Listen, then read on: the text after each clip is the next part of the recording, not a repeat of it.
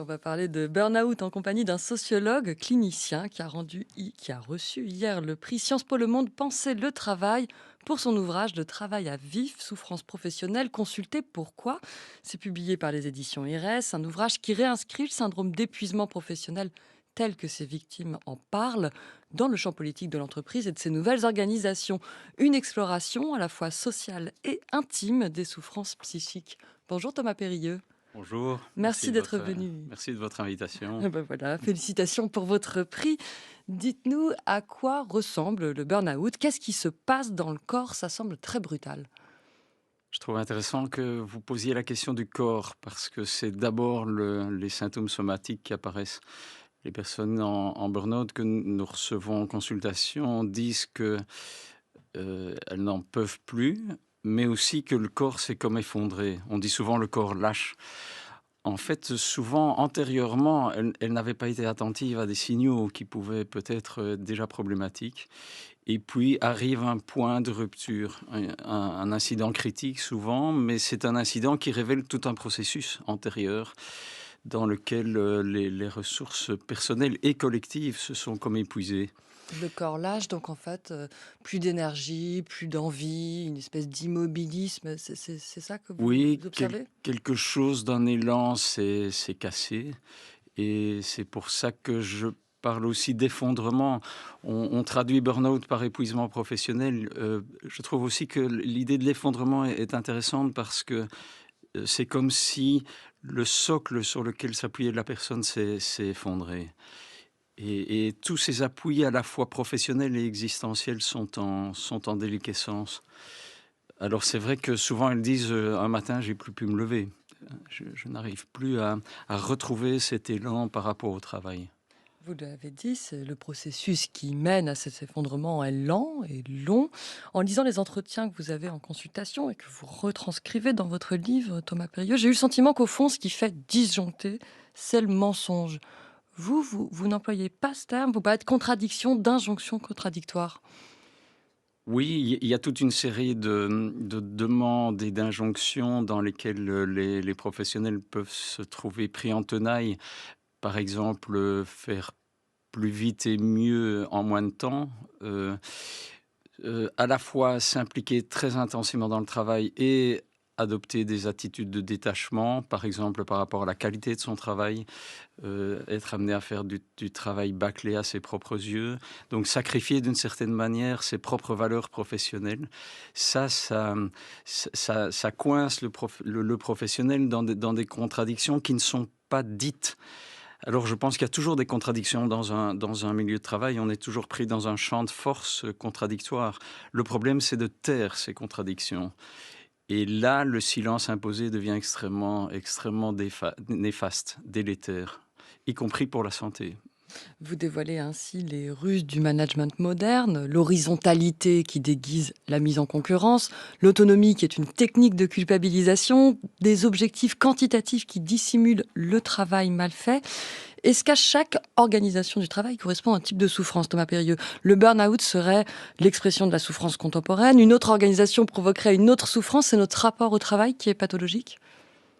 C'est c'est le rapport au travail qui est en question et qui est remis en question au moment des difficultés, des incidents critiques et des crises existentielles dans les consultations. C'est le rapport au travail qui est en jeu, mais ce rapport au travail individuel, personnel, subjectif est toujours pris aussi dans un contexte.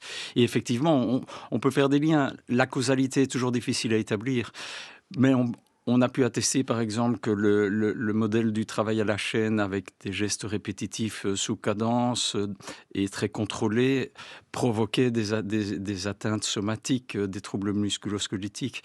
On peut dire probablement que le burn-out est lié à un modèle de performance et d'organisation productive qui provoque des atteintes psychiques. Mais c'est une causalité à prendre aussi dans quand même un ensemble de dimensions. C'est jamais un lien direct entre le type d'organisation et la pathologie.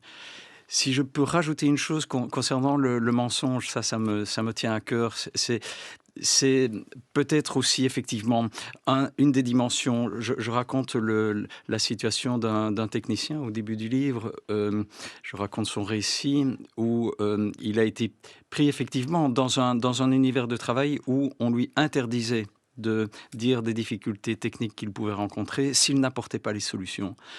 Là, il y a une forme de mensonge institué, ou de silence en tout cas imposé, mais qui implique alors du mensonge, puisqu'on fait comme si tout allait bien. D'autant qu'on met en plus des mots qui ne disent pas du tout le réel, mais disent l'inverse du réel. Donc là, il y a une deuxième couche de mensonge en quelque sorte. C'est ça, je pense qu'il faut vraiment retrouver le poids de la parole. Une parole qui puisse être dite en vérité, même si on sait qu'on est dans un milieu professionnel toujours pris aussi dans des rapports de force. Néanmoins, je pense que vraiment les distorsions du langage sont problématiques pour les personnes et pour les collectifs. C'est-à-dire qu'on peut avoir des collectifs où dire les choses devient déjà un problème, où les mots sont comme détournés de leur sens. On utilise beaucoup d'anglicismes, on utilise beaucoup de formules incompréhensibles aux oreilles du profane. Et c'est une façon de masquer les difficultés du travail réel. Ça, c'est, je crois, le point vraiment central. Retrouver des liens de confiance et de coopération, ça passe par la possibilité de revenir au travail réel, aux difficultés réelles que le travailleur rencontre. Alors j'en profite pour vous poser une dernière question, Thomas Périeux. S'il y avait plus de négociations collectives sur les conditions de travail et surtout sur l'organisation du travail, est-ce qu'on aurait moins de souffrance? Est-ce qu'il faut plus de syndicats, moins de psy?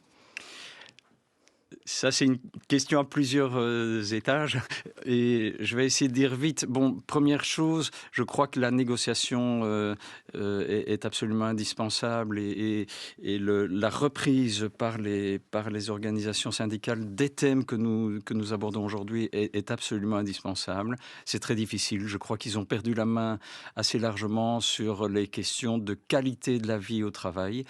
Et il y a tout un travail qui est fait actuellement pour remettre ces thèmes à l'ordre du jour.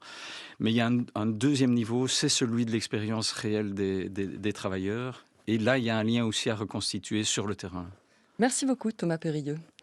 Et avant de vous passer la parole, Guillaume Bernard, je signale aux auditeurs le festival Pop et Psy qui se tiendra ce week-end. France Culture vous proposera des expériences sonores pour sentir les effets de la dépression sur le cerveau. Toutes les informations sont sur la page de l'émission. Maintenant, c'est à vous, Guillaume.